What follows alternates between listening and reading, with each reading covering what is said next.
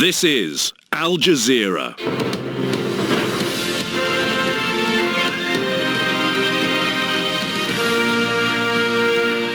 Hello, I'm Lauren Taylor. This is the Al Jazeera NewsHour, live from London. Coming up, Jair Bolsonaro rejects an offer of international aid to fight the Amazon fires, accusing richer nations of treating Brazil like a colony. As some of the fires are slowly brought under control, concern grows over their impact on the world's atmosphere. On opposing sides in the Syrian conflict, now Turkey and Russia agree to measures to end the fighting in the country's last rebel stronghold. And Sudan's military is deployed as torrential rain and floods force thousands from their homes. And I'm Leah Harding in Doha with all of your sports. World #1 and defending champion Naomi Osaka is through to this year's U.S. Open second round. We'll have that for you and more coming up this news hour. Game, set, match, Osaka.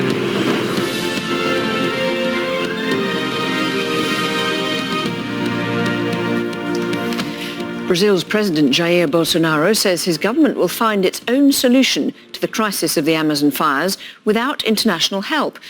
He spoke a day after G7 nations pledged $20 million to help fight the flames and protect the rainforests.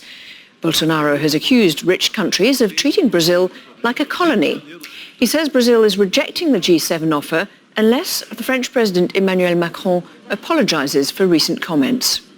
Nós vamos, se Deus quiser, juntos. We will find a solution and we will give the world satisfaction, even people like the French President. Emmanuel Macron must think twice. He wants to get out of a complicated situation like the huge rejection he is facing in his own country before starting arguments with us. Nobody here is against dialogue with France, not at all. And we thank the work of the G7. Well, earlier, the French President, Emmanuel Macron, criticised his Brazilian counterpart for refusing to accept aid from the G7 to fight the Amazon fires. Macron says the world cannot allow the Amazon to be destroyed by the actions of Brazil's government. We're a sovereign country, and when we have major events, we accept international solidarity because it's a sign of friendship. But above all, there are 9 countries in the Amazon, and many other countries ask for our help. It's important to mobilize it quickly so that Colombia, Bolivia, and all Brazilian regions that would like to have access to this international help can have it and can be forced quickly.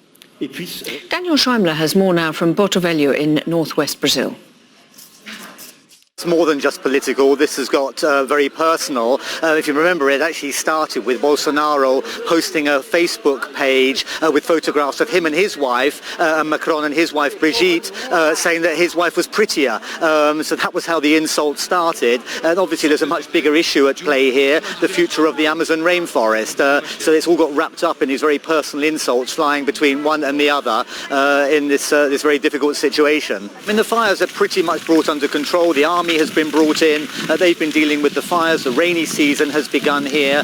President Jair Bolsonaro has just had a meeting with the governors from the Amazonian states. If anything, he was being defiant in the face of the criticism from the international community, specifically the G7, saying some of the governors were saying they simply don't have the resources to protect the vast areas of rainforest. Others were saying they need to develop them more. They need to, they have in some of the states 80%, 85% of the land is protected, either as a nature reserve or as indigenous land. And if Brazil is going to escape poverty, it needs to go into these places and develop more. That implies developers coming in, chopping down trees, setting fire to the land. And if anything, when the dry season comes around next year, if that is the case, there were likely to be even more fires than we've seen this year.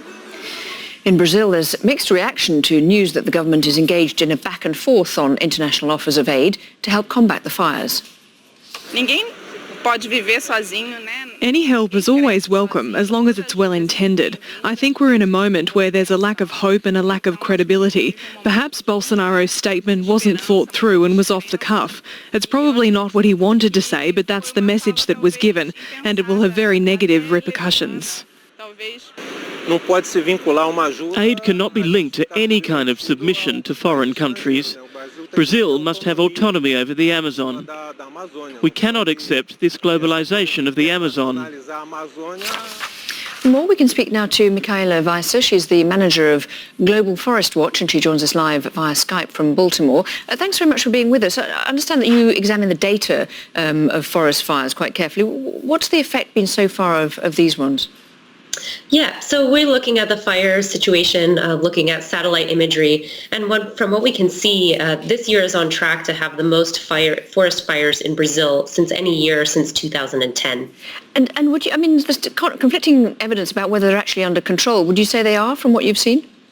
Well, we've definitely seen, a continuation of the number of fire points that we're picking up. It doesn't look like it's slowed down at all since, the military has been sent in over the weekend. So what kind of information do you gather? Can you tell so far what the damage has been to the atmosphere and so on?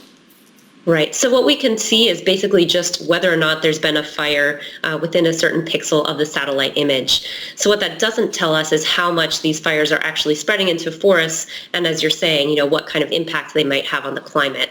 What we do know from previous years is that in some cases, the emissions from forest fires can even be as great as the emissions from deforestation. So this is something that we'll want to keep an eye on in the future. And are they worse in Brazil than in other countries that are part of the Amazon? Well, Brazil has, around 60% of the Amazon basin, so I think that's why, the focus has been there. We are also seeing fires in the south of Bolivia and in southern Peru as well. What about the offer of help from the G7? Brazil's president now saying that he won't accept it. How much difference would it make if he did? Yeah, I mean, I think it's great that the international community is interested in talking about this topic. For me, what I would really like to see is not just a focus, about this one crisis in Brazil, but a recognition that forests are important for the climate.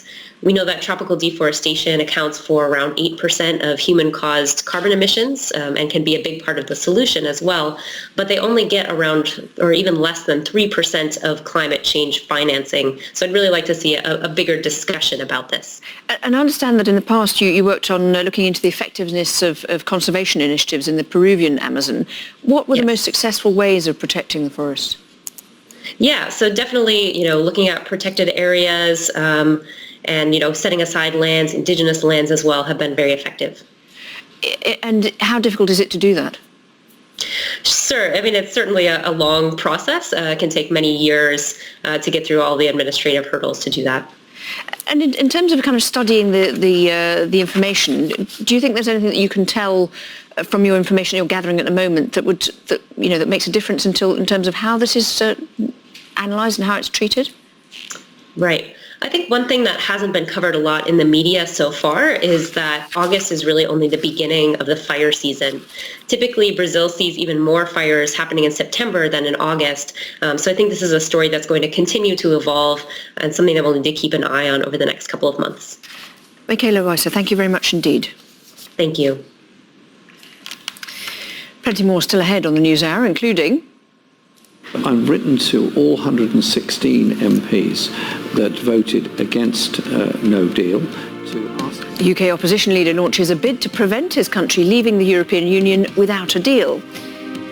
The report that reveals the trauma suffered by Nigerian women trafficked into sexual slavery and forced labour. And Tiger Woods is set to be out of action until October. Leah will tell you why in sport.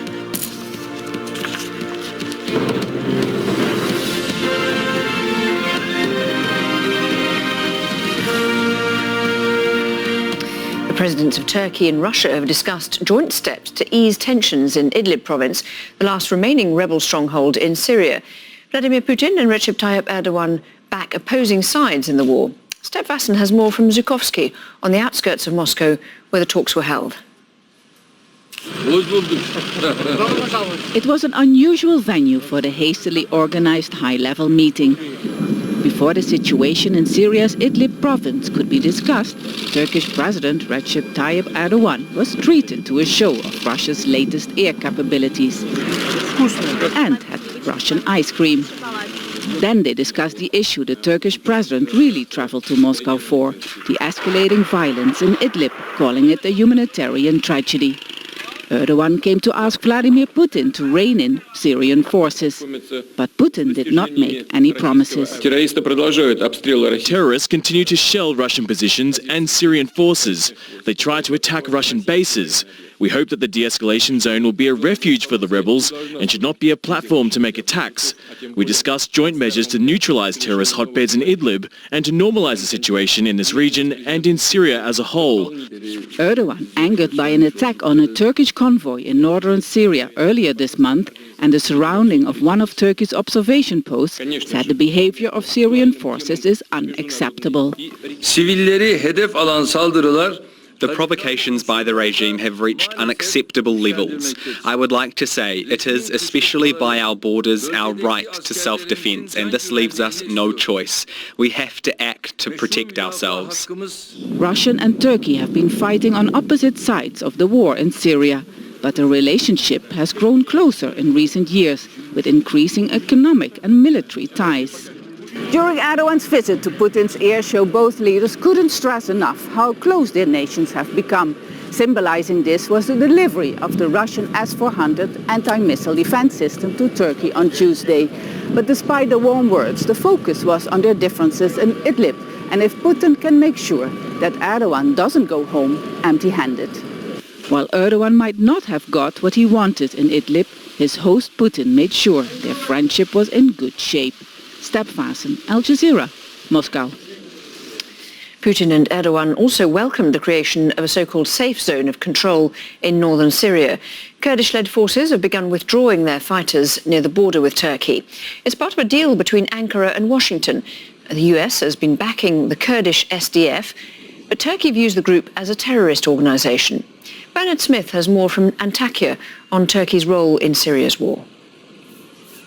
Recep Tayyip Erdogan's dash to Moscow was partly because of the challenge that the Turkish military now finds itself with. It has a dozen observation posts in what are supposed to be de-escalation zones in northwestern Syria. Well, one of those is now marooned in what is now Syrian regime-controlled territory because it was taken back in fighting last week. And the Syrian regime is pushing against other areas in this de-escalation zone, and these observation posts risk falling back into territory under Syrian control. Recep Tayyip Erdogan wants to make sure that those Turkish soldiers are not threatened. A longer-term challenge for the Turkish president is how much longer he needs to keep or wants to keep his soldiers in those observation posts when what was a de-escalation zone is now territory under Syrian control. Similarly, at the same time, Syrian Kurdish forces have said they have pulled back from the Turkish border. Up to 17 kilometers they're pulling heavy weapons and troops, but only from the countryside, not from the towns and the cities. It's nothing close to what the Turks were asking for. They wanted them at least 30 kilometers away from the border, but this is a US brokered arrangement, and it's something that for now Turkey's going to have to live with.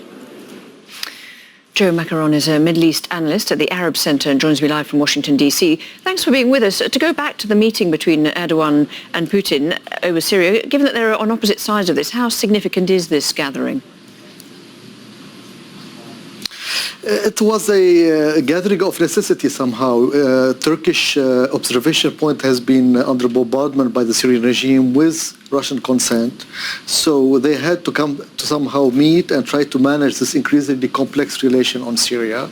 So not sure Erdogan got what he wants, but maybe he got some temporary truce, but their interests remain in Idlib very on opposite side.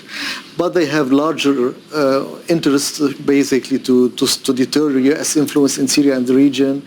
But on Idlib specifically, it's been for a while now, for a few years, a very difficult situation where they are both on the opposite side. So Putin said that the two leaders had agreed, quote, additional steps, joint steps to, quote, normalise the situation in Idlib, including measures aimed at rooting out what he called terrorists there. What do you think those will be, those measures? I mean, there's no magic trick in this situation since a while now. Russia, they don't want any HTS, which is Tahrir Sham groups there. Turkey doesn't have full control over them. And they have their own supporter Syrian groups who are not able to win over HTS. And Turkey doesn't want to lose Idlib because first you have a larger wave of refugee, and second, it loses a very strong influence inside Syria. And also they want this this area to be more under their control rather than the Syrian regime control. So this is where we stand. Now they are trying to do some cosmetic measures, basically to reinforce some observation point, to basically keep some forces out away from it, like a disengagement zone, like they do in the U.S.-Turkey safe zone. But it's impossible to do this in Idlib because those forces, especially HTS, are not under Turkish control, and the Syrian regime is insisting on a military solution. So there's no way to have a military solution at this point, and there's no way to have a political solution at this point, considering the conflicting factors on the ground. So we are in this impasse now, which is hard to manage for both sides. Yeah, I mean, given what you said about the impasse and the lack of a political or military solution, what do you make of Putin saying that he and the Turkish leader had emphasized that Syria should remain a unified country? Realistically, can that happen? It's hard because they are all dividing the cake somehow. They are basically, this when Turkey and Russia talk about this, are specifically mentioning the issue of the Kurdish component of the Syria. They don't want a very autonomous or independent Kurdish, and this is where they come together against the American influence. But when you go into the details, this is where the issue comes. Russia wants the Syrian regime to take control of the Syrian-Turkish border. The Americans want more international, like the Americans and the French and the British to have control, in addition to a Kurdish autonomy. So this line of Syrian under one territory is basically underlying the Kurdish problem, the Kurdish component of the Syrian issue. Joe Macaron, thank you very much indeed for your thoughts. Thank you.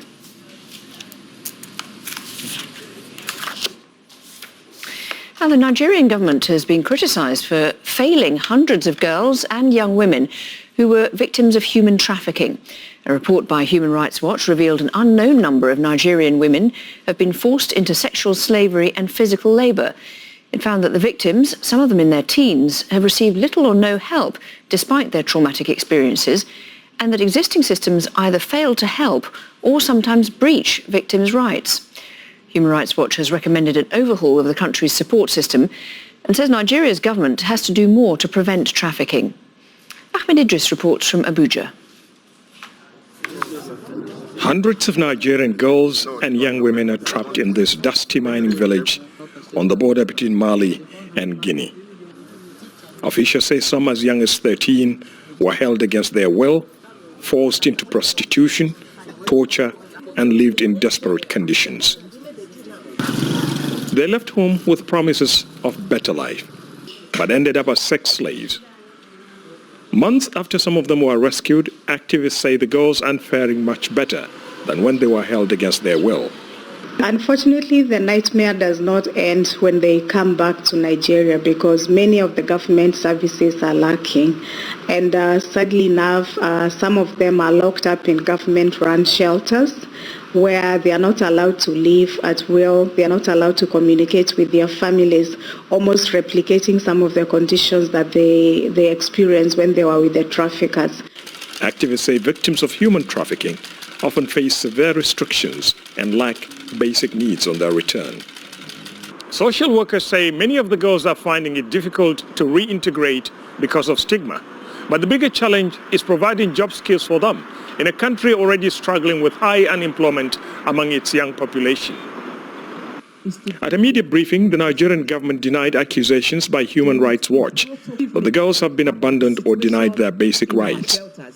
The entire report is a mere figment of the imagination of the writers, as the narratives fall below the standards in the operations of our shelters, as well as the standards for our victims' support and assistance. It is important to note that the agency observes all the world's best practices in victim handling as enshrined by the Palermo Protocol. Critics say the number of skills training programs run by both the government and non-governmental organizations are inadequate and can only take a fraction of those in need. They want to see more government action to address psychological, economic, and social needs of the victims of human trafficking, many of whom were forced into prostitution. But with the economy still struggling after a recent recession, relief could still be a long way off for these young women. Ahmed Idris, Al Jazeera, Abuja, Nigeria. Torrential rain and floods have killed more than 60 people in Sudan. Hundreds of thousands have been forced to abandon their homes because of heavy flooding affecting almost every state in the country. Sudan's military has been deployed to help. The UN says more than 37,000 homes have been destroyed or damaged, and more flash floods are expected. Heba Morgan has this update from Wad Ramli, north of the capital Khartoum. Floods from the River Nile waters here in Wad Ramli, which is about 50 kilometers from Sudan's capital, Khartoum, have displaced at least 2,000 families. Now, according to the UN, over 200,000 people have been affected by floodwaters nationwide. And Sudanese authorities say at least 62 people have been killed due to flash floods and rains. Houses have also been destroyed. Many houses have been submerged or completely collapsed due to rainwaters and flooding. And the authorities say tens of thousands of houses have been destroyed, most of them in neighborhoods where people earn low income. Now here in Wad Ramli, the people have largely left their homes and their properties. They've displaced to a nearby camp, and they're saying that they're waiting for government authorities to deliver aid as well as better living conditions. Now most of them don't have places to sleep, as well as no electricity, no food and no clean water, and they're worried that this flood will cause a health crisis. They've been pleading with the government to try to deliver aid and to give them some attention. But right now, the government is focused on the political development. They're trying to form an executive council as per an agreement signed. So people are saying that they are concerned with the government focus on politics. They will forget the humanitarian aspects. The spokesman for the Taliban delegation in Qatar says talks with the US are now in their final stages. On Monday, President Donald Trump said there was no timeline to reaching an agreement which could end the 18-year conflict in Afghanistan. But Taliban delegate Suhail Shaheen told Al Jazeera a deal is close. There is a good progress in the negotiation. We had also progress in the last round, and we have progress in this round. So we are finalizing the remaining points. We are working on that. As soon as these remaining points are finalized, so the agreement is complete. Which point is remaining? The last points. Sources close to the Lebanese armed group Hezbollah say it's preparing a strike against Israel after drones crashed in Beirut, but it doesn't want a new war. Israel has not claimed responsibility for the drones, but in a speech on Sunday, Hezbollah leader Syed Hassan Nasrallah described it as the first Israeli attack in Lebanon since a month-long war in 2006. Israeli Prime Minister Benjamin Netanyahu says Nasrallah should, quote, be careful. שמעתי את הדברים של נסראללה. I heard what Nasrallah said. I suggest he calm down. He knows well that Israel knows how to defend itself and pay back its enemies. I want to tell him and Lebanon, which hosts this organisation that aspires to destroy us, and also to the chief of Iran's Quds force, be careful what you say, and even more, watch your actions. Iran's president says his country will not hold talks on any nuclear deal with the US unless all sanctions are lifted. Hassan Rouhani's comments came a day after US President Donald Trump said at the G7 summit in France he was open to meeting the Iranian leader.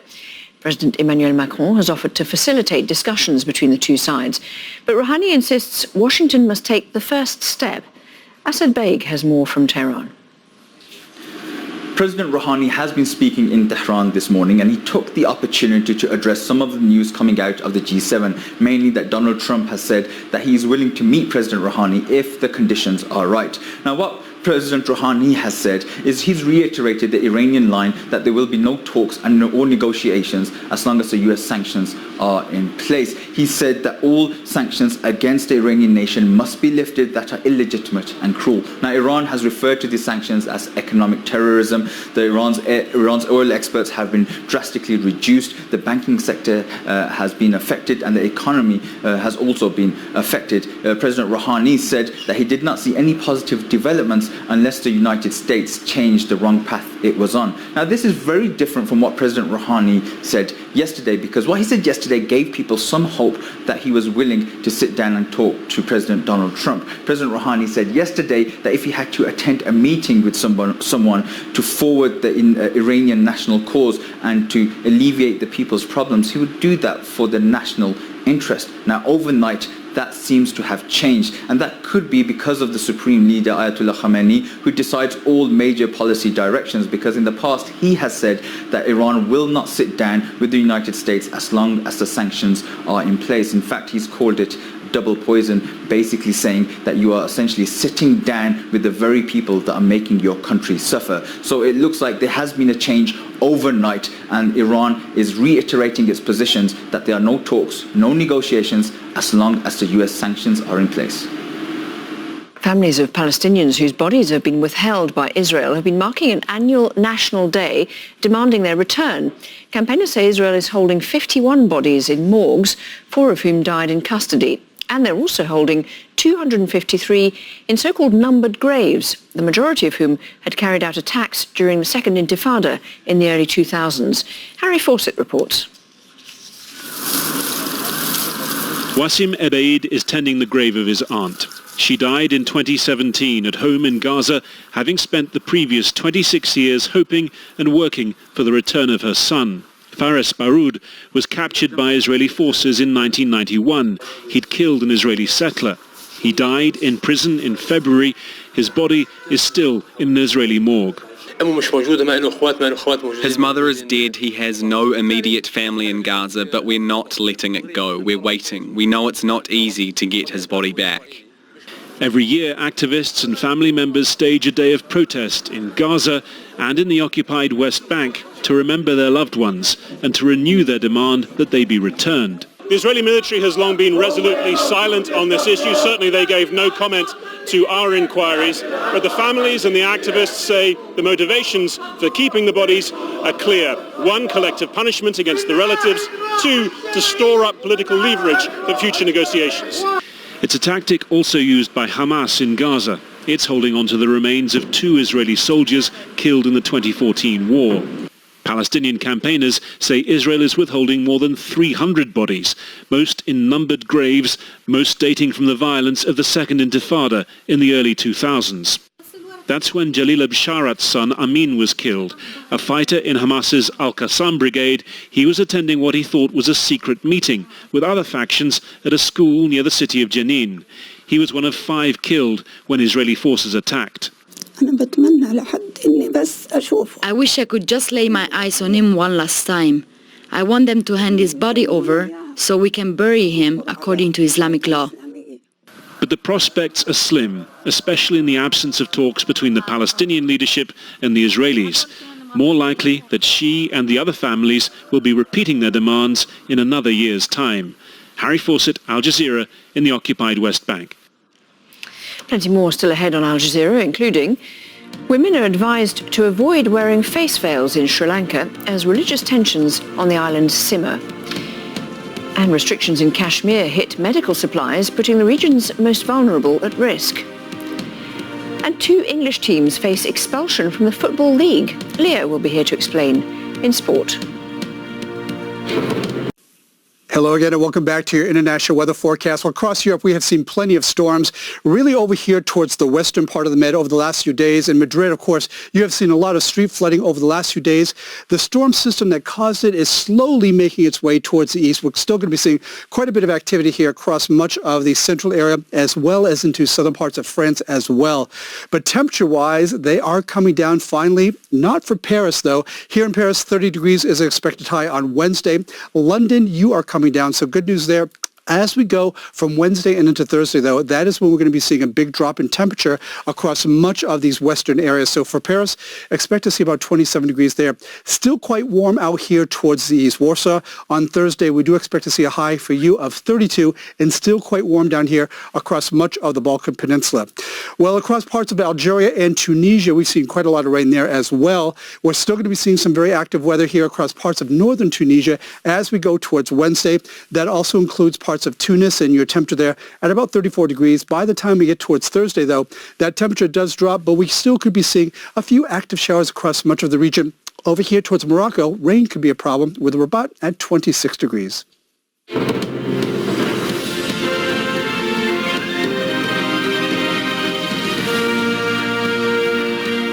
reminder of the top stories here on Al Jazeera. Brazil's president has rejected an offer of $20 million from G7 countries to help fight fires in the Amazon rainforest. Jair Bolsonaro says his government will find its own solution to the crisis without international help. The Turkish President Recep Tayyip Erdogan has met his Russian counterpart Vladimir Putin near Moscow. The two leaders discussed how to end the fighting in Syria's Idlib province, as well as future weapons deals. And a Human Rights Watch report into trafficking in Nigeria says that government support for survivors of sexual slavery and forced physical labour is inadequate. It added that more needs to be done to prevent trafficking. UK opposition parties have agreed to work together to find a way to legislate against a no-deal Brexit. They've also not ruled out using a confidence vote to bring down Prime Minister Boris Johnson, who's committed to leaving the EU on October the 31st with or without a deal. Parliament returns from its summer break next week, and opposition leader Jeremy Corbyn has been contacting MPs of all parties to drum up support. I've written to all 116 MPs that voted against no deal to ask them if they will recognise the importance next week of supporting a legislative approach, which would be an all-party approach, to ensure that we don't crash out with all the problems that will create. Lawrence Lee has more from Westminster in central London. For months now, the main criticism of the anti-Brexit, pro-Remain in the EU parties has been that they spend far too much time bickering with each other and not enough time coming out with some joint position on how to oppose and defeat Brexit. But eventually, at this point, at the end of the summer, with Parliament starting next week, it looks as if they are trying to suggest that they've got their act together and are behaving in a united way. So gone for the time being seems to be the suggestion of holding a no confidence vote in Boris Johnson and his government, just on the grounds that they couldn't win because there aren't enough Conservatives who would support that position, because it would make it look like that they're in the pockets of Jeremy Corbyn, the Labour Party leader. And instead, what these opposition parties have now said is that they will do everything they can to legislate against a no-deal Brexit and to force a delay in the process so the UK doesn't end up leaving on October 31st, which is what Boris Johnson has absolutely vowed will happen. And so to that end, the main calendar date looks likely to be something around September the 9th, when Parliament debates issues to do with Northern Ireland and devolved governments. It looks like they will try to add bits on to force that delay to no deal. But it's one thing saying that they will do that, is quite another actually being able to do it, because as we saw earlier this year, Parliament voted repeatedly against no deal, and yet it still remains the option because they couldn't find anything else to vote for. And so the next thing all these opposition parties have to do is to think of something else that replaces a no-deal Brexit, which could command a majority inside Parliament. Otherwise, the threat of no deal, as they would see it, remains on the table. And I think at this point, you'd be a fool to rule out a national election, because it might end up still being the only way to break the deadlock. The UK Prime Minister has told European Commission President Jean-Claude Juncker that Britain will leave without a deal unless the backstop that's designed to prevent a hard border on the island of Ireland is, quote, abolished. But Ireland's Foreign Minister says measures proposed by London to replace the backstop do not come close to what's needed. Speaking alongside his Czech counterpart in Prague, Simon Coveney said Ireland is open to further British suggestions and wants to find a deal. But make no mistake, if there is a no deal at the end of October, it will be because the British government and the British Parliament choose that option. Ireland will work night and day with its EU partners to try and prevent that, but only on the basis of an honest conversation, trying to solve very complex problems. The Italian President Sergio Mattarella has started the second round of consultations in party talks to form a new government after the resignation of Prime Minister Giuseppe Conte a week ago. After earlier setbacks, talks between the anti-establishment Five Star and the centre-left Democratic Party appear to be back on track. US President Donald Trump has weighed into the crisis, saying he hopes Conte will be reinstated to head any new coalition. Italy's Interior Minister Matteo Salvini has banned another Mediterranean charity ship from entering Italian waters. A German vessel is carrying 101 people rescued making the crossing from North Africa to Europe. Meanwhile, at least 5 people were killed and around 40 more are missing after a boat bound for Europe capsized 15 kilometres off the coast of Libya. The United Nations Refugee Agency says around 65 people have been rescued and taken to the coastal city of Homs. The Indian government is easing some restrictions put in place in the Kashmir region after New Delhi revoked the area's semi-autonomous status earlier this month. But that's not helping many of those who are ill or injured. Faiz Jamil reports from the city of Srinagar in Indian-administered Kashmir. People are traveling to get medical treatment in any condition and by any means, no matter how difficult. Like other patients here, Abdul Rashid Khan has to come in 2 or 3 times a week for dialysis. But getting through the security restrictions imposed since August 5th have made that difficult. When I tell the security personnel I have a bad kidney, they say, show us. How? Should I cut open my stomach and show them my bad kidney? In the 7 years I've come for treatment, it's never been like this before. Even medical staff say they have trouble getting to work. Only in the ambulance. If ambulance carries us, then only. We are not able to even on showing our personal these cards and the cards and these. We face difficulties.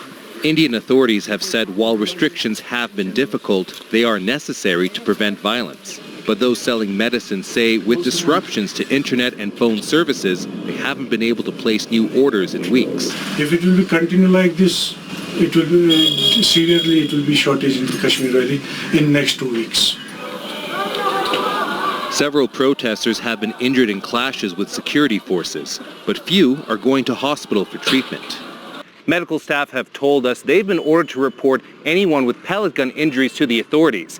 That's why many protesters with less serious wounds are avoiding hospitals. But some of the most serious injuries have been inflicted on those caught in the middle. 2 weeks ago, Munifa Nazir was struck in the eye by a glass marble. Her family says was thrown by security forces when she and her uncle were heading home on his motorcycle. It's horrible. She is 6 years old. There were not any clashes or stone throwing going on. Everyone was moving smoothly. It's still difficult for Munifa to see properly. The security forces and neighbors have offered to pay for her treatment, but it could take up to 10 months before doctors can attempt surgery on her. Many patients here say they don't know when or if the lockdown will end. So for now, they'll continue to try and get the medical help they need any way they can. Faiz Jamil, Al Jazeera, Srinagar, Indian-administered Kashmir. Journalists have gathered in the Indian capital demanding the government restore press freedoms, saying they've been restricted from reporting on the Kashmir crisis. They're also calling for limits on internet use to be lifted. Anshal Vora reports. Several journalist organizations have gathered at the Press Club of India demanding that they be given access to fairly report the crisis in Indian-administered Kashmir. They accuse the government of giving access only to certain journalists and certain networks who are expected to toe the government's line. They say that had international media not reported on the protests in Indian-administered Kashmir, it would have been very hard for India to even find out about them. The government of the day is preventing journalists from doing their duty in being able to report freely what is happening in Jammu and Kashmir and in the Kashmir Valley in particular. If a government believes in a democracy, believes in the freedom of expression, what they claim, they should allow the media to function properly. Having petitioned, the journalists allege that the government has intentionally made it hard for them to cover the story, and especially the Kashmiri journalists, because it wants to hide the truth. They say that the government wants to show to the world that everything is fine in Indian-administered Kashmir, but there's really no way to find out unless the journalists from here and other parts of the country, as well as those in Indian-administered Kashmir, get free access, restrictions are lifted so they can report accurately. Muslim clerics in Sri Lanka are advising women to avoid wearing face veils, even though a government ban on face coverings lapsed last week. Any clothing that prevents a person being identified was banned under emergency rules brought in after the Easter bomb attacks in April that killed 259 people. Manal Fernandez has more from Colombo. The emergency regulations being allowed to lapse after a period of 4 months, they did kick in right after the Easter bombings on the 21st of April. Now, this was to give the law enforcement, the military, more teeth in terms of rounding up search operations, interrogations. Now, while this has been allowed to lapse over the weekend, the president has brought in a special sort of set of regulations under the Public Security Ordinance, which allows the armed forces to kind of be on a state of alert to help with public order. So they are still sort of at a state of ready to be used when needed. Now, under the emergency, obviously, where the Muslim community was concerned, one of the things that affected them was the rules that were brought in banning the use of any attire that prevented a person being identified. This obviously affected a number of the women in the Muslim community. Now, the basically leadership of the Muslim community has told women, to be cautious about going back to the well right away, even though the emergency has lapsed. I spoke to one such leader who told me, look, we were following the law of the land. We do want to watch the ground situation. There were a lot of tensions. We don't want the face veil to become sort of a weapon that's going to create sort of tensions again. So we've asked women, he said that women can't be told what to do, but it's for them to decide what they are most comfortable with, gauging the ground situation. Hong Kong's leader, Carrie Lam, is rejecting calls to step down.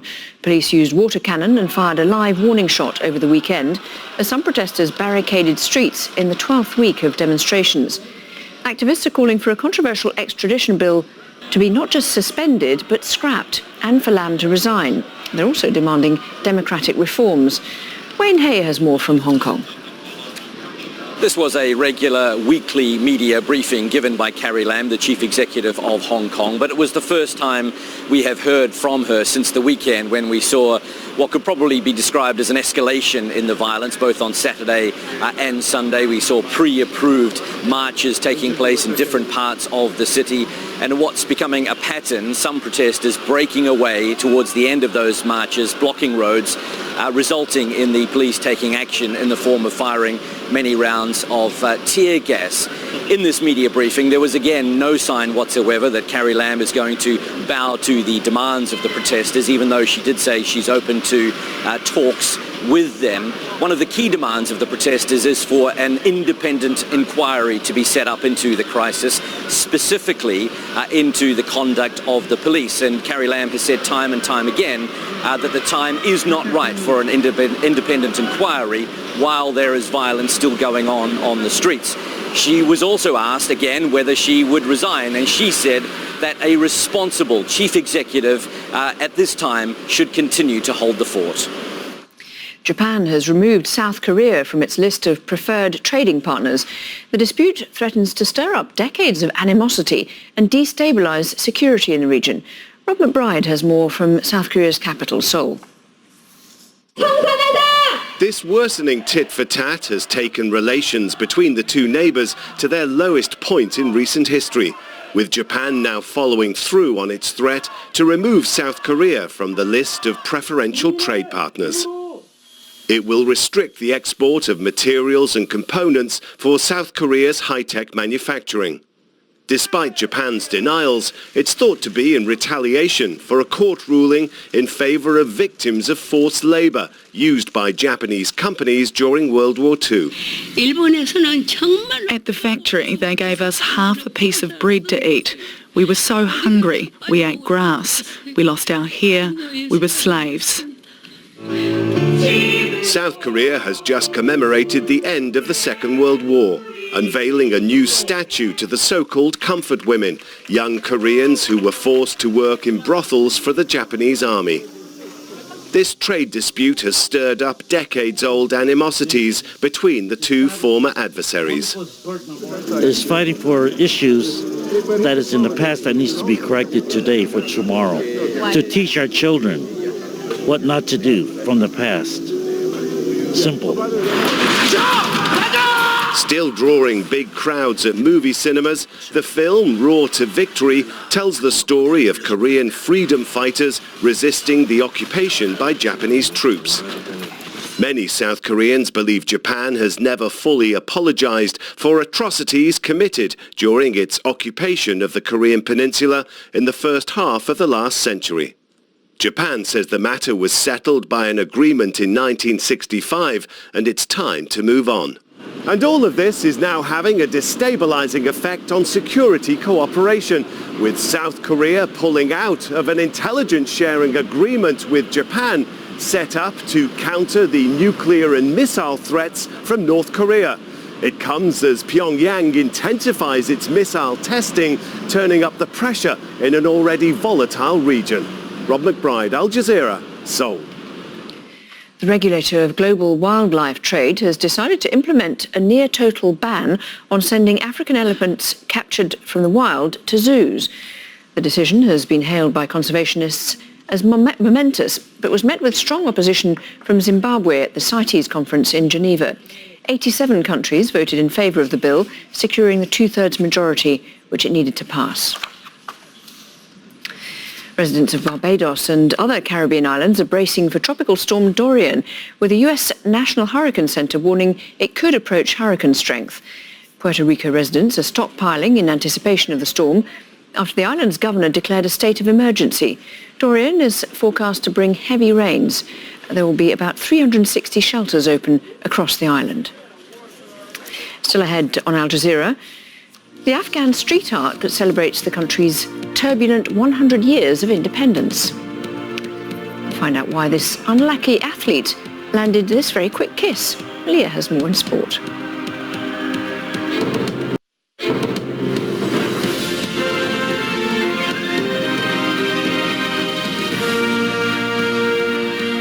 Afghanistan is marking 100 years since it gained independence from British colonial rule. Celebrations have ranged from solemn gatherings to street processions, while others are using art to tell the story of Afghan identity. Charlotte Bellis reports from Kabul. A picture of Afghanistan 100 years after independence from Britain. The Anglo-Afghan Treaty was signed this month in 1919 by King Amanullah Khan. Graphic artists converted his image into stickers for Kabul motorists. We have just one hero, national hero in Afghanistan. He is King Shah Amanullah Khan. Other canvases are blast walls, fortified concrete slabs placed in formation down most city streets. They're meant to block explosions from suicide bombings. They also offer a visual commentary on Kabul society today, whether it be celebrations or more political statements about corruption or the killing of civilians. Afghanistan's art scene has flourished since the fall of the Taliban in 2001. With literacy rates among adults at only around 30%, it's a language all Afghans understand. We are painting tulips today, and every single tulip is for one of the victims of wars. Omar Sharifi and his team have painted 10,000 so far. Their goal is 34,000 to represent the number of civilians killed since 2002. Sharifi founded the award-winning Art Lords, a group of social activists turned graffiti artists. He is celebrating independence, but not necessarily Afghanistan's as a nation. I think I have my independence. I have this art. This gives me the voice. And this gives voice to millions of Afghans. Sarah Karimi has a more traditional canvas, film. She's making a short historical movie for the anniversary. This short film is just a short brief to the history of Afghanistan through the path that we passed to come to today, and just give them like kind of clue that what we did wrong and what we did right. Karimi is the first female director of the Afghan Film Institute and has been vocal in advancing women's rights in Afghanistan. We exist as a country, as a nation. So from some point of view, we are independent, but we fight to be more independent. It has been a turbulent century for Afghans, with independence defined as vastly as the canvases it is recorded on. Charlotte Bellis, Al Jazeera, Kabul. Now to Leah in Doha for the sport. Thank you, Lauren. World number 1 and defending U.S. Open champion Naomi Osaka is through to the second round of this year's competition at Flushing Meadows in New York. The Japanese was up against Russia's Anna Blinkova on Tuesday. She took the first set 6-4, but the world number 84 surprised Osaka in the second set by taking it 7-6. The deciding set was a lot more comfortable for Osaka as she took it 6-2. World number 1 Garbine Muguruza had a day to forget in the first round. She was defeated in 3 sets by American Allison Risk, much to the delight of home fans. The world number 36 taking this match 2-6, 6-1, 6-3. Two-time Wimbledon winner Petra Kvitova had no troubles on Tuesday, though. The Czech faced her countrywoman Denisa Alertova. Kvitova defeating the qualifier in straightforward fashion 6-2 and 6-4 to reach the next round. We know each other pretty well, and for me it was the first round. For her it was like a fourth round. She qualified, so definitely, I mean, she was playing well, and we played kind of similar game to each other. I mean, she wanted to put pressure on me and I wanted to put pressure on her. So luckily I was the first one who did it, and I think I served pretty well today as well. So I'm pretty glad that I played a good match today. On the men's side, there was an upset result as Greece's world number 8, Stefanos Tsitsipas, crashed out. Russia's Andrei Rublev would be his conqueror in the first round, Rublev winning 6-4, 6-7, 7-6, and 7-5. During the match, Tsitsipas' anger got the better of him as he lashed out at the umpire. Yeah, but I have to change! No, it's too late now. I have to change! Too late. So you're gonna get one more time. I don't care. Do whatever you want because you're the worst. Something against me. I don't know what you have because you're the French girl. And you're all weirdos. You're all weirdos. Don't listen to the conversation, please. Give me warning. I don't care. Give me warning. Give me warning. Yeah, give me warning. I don't care. Give me warning. Well, moving on from that, 15-time major golf champion Tiger Woods will not be on the course for several months after having knee surgery.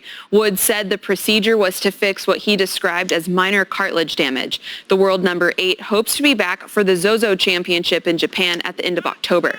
The legend has won 81 PGA Tour titles so far, and he has done it with several injuries along the way. This operation is the 5th surgery he's had to his left knee alone. His first was in 1994. He's also had 4 surgeries on his back. And on top of all of that, he's also had injuries to his shoulder, neck, and Achilles tendon. At 43, he's still bounced back, though, from every single one of those complications. 2 English football clubs are facing a very uncertain future. Bolton Wanderers have missed a deadline for someone to buy them out. They used to play in the Premier League. Now they're on the brink of liquidation. Also in trouble is Bury Football Club. The club appeared to find a new owner just a few days ago, but that deal has now fallen through. Both Bury and Bolton now face expulsion from the English Football League. The last time a club was expelled was in 1992. The league says it'll have an update soon. For other teams, it's play as usual. Premier League club Aston Villa had a great night in the second round of the English League Cup on Tuesday. Villa were in action against Crewe Alexandra, a club 3 divisions below them, and they showed no mercy at all. Conor Hourihane scored twice in a 6-1 victory. Not all the Premier League teams did well against lower league opposition, though. Crystal Palace were knocked out by Colchester United in a penalty shootout. And Norwich City were embarrassed away from home, the Premier League club going down 1-0 against Crawley Town. Both Crawley and Colchester play in the 4th tier of English football. To baseball now, and it was a night of heavy scoring in Kansas City. The Oakland Athletics smashed a season-high 19 runs and 22 hits to beat the Kansas City Royals 19-4. It's their best effort since downing the Angels last season when they numbered 21 and 22 respectively. The A's are battling Cleveland and Tampa Bay for the American League's wild card spots. And it was one-way traffic in Milwaukee on Monday night, but not the way the home fans would have liked it. The Brewers were crushed by the St. Louis Cardinals 12-2. The Cardinals hitting 6 runs along in the 2nd inning. St. Louis are top of the National League Central Division. And soccer celebrations are among some of the most dramatic and exciting. Take Brazilian midfielder Wanderson, for example. He scored this goal, then ran off to find his wife, of course, so excited to have put up a point for his team, only to find out that that goal actually didn't count. Thankfully, though, that kiss still did. How sweet. Well, that's it for me. I'll hand you back to Lauren in London. Leah, thank you very much indeed. And a quick reminder, you can catch up with all the sport and, of course, all news on our website. The address of that is aljazeera.com. Details there of that meeting between Putin and Erdogan. That's it from me, Lauren Taylor, for this News Hour. I'll be back in a moment with another full roundup. Thanks for watching.